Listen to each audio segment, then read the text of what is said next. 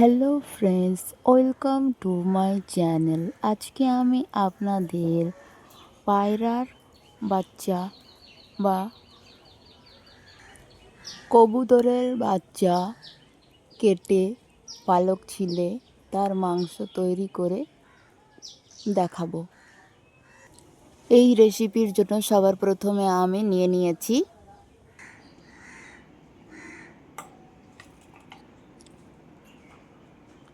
দুটো পায়রার বাচ্চা। এখন পায়রার বাচ্চাগুলো কেটে নিচ্ছি।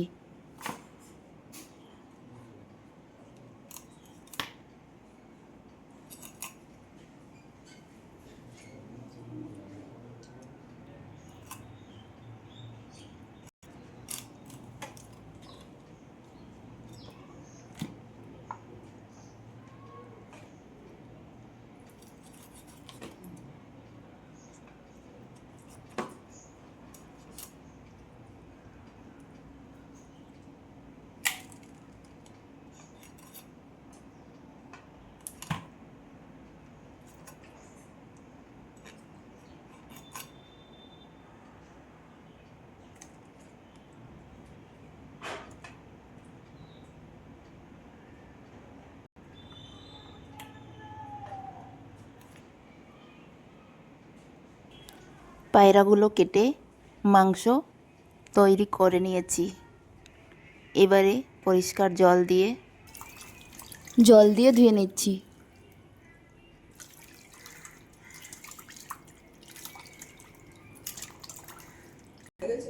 পায়রার মাংসগুলো জল দিয়ে ধুয়ে পরিষ্কার করে নিয়েছি। মাংস রান্না করার জন্য এখন মশলাগুলো কেটে নিচ্ছি। প্রথমে আদা ছিলে নিচ্ছি, কেটে নিচ্ছি। রসুনগুলো ছিলে নিয়েছি। এখন পেঁয়াজগুলো ছিলে নিচ্ছি। পেঁয়াজগুলো কেটে নিচ্ছি।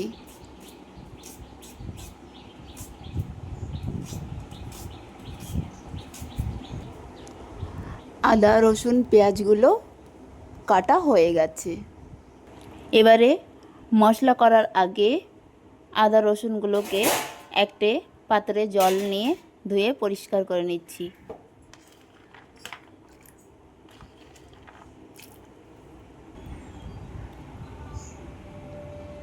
দিয়ে দিচ্ছি এখন মিক্সির বাটিতে।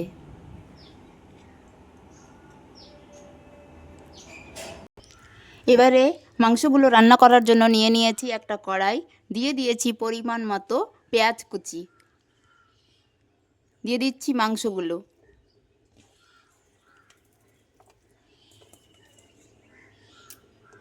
দিয়ে দিচ্ছি পরিমাণ মতো আদা রসুন এবং শুকনো লঙ্কা বাটা। এবারে পরিমাণ মতো কিছু গুঁড়ো মশলা এবং কাঁচা সরিষার তেল দিয়ে দেব। তেলটা ঢেলে নিচ্ছি। এখন গুঁড়ো মশলাগুলো দিয়ে দিচ্ছি। এবারে মাংস এবং মশলাগুলোকে খুব ভালোভাবে মিশিয়ে নেব।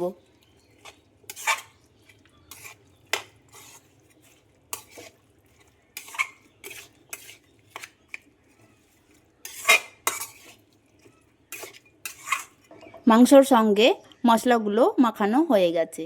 এবারে গ্যাসের উপরে কড়াইটা চাপিয়ে দিচ্ছি। কিছু সময়ের জন্য ঢাকনা দিয়ে ঢেকে দিয়েছি। এবারে ঢাকনাটা সরিয়ে আপনাদের দেখিয়ে দিচ্ছি।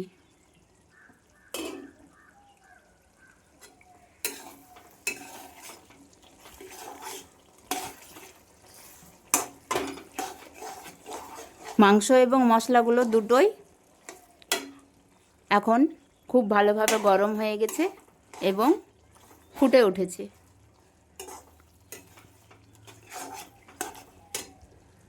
মাংসগুলো মশলার সঙ্গে খুব ভালোভাবে নেড়ে চেড়ে কষিয়ে নিচ্ছি।